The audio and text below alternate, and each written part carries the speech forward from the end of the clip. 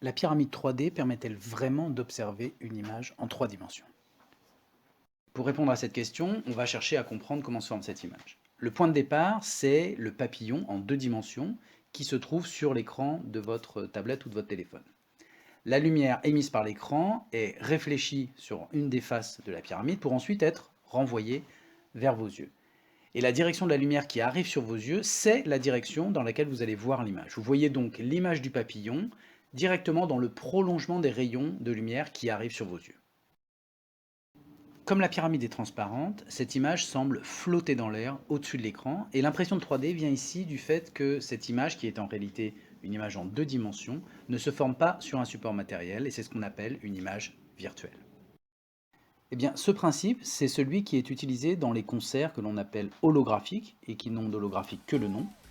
Ici, pas d'image holographique, mais simplement une image en 2 dimensions qui semble flotter sur scène. Dans la configuration concert, on place une vitre à 45 degrés face au public. On projette sur le sol une image du chanteur, de la chanteuse. Cette image va ensuite être réfléchie par la vitre vers les yeux du public, qui sera finalement persuadé d'avoir face à lui sa pop star préférée.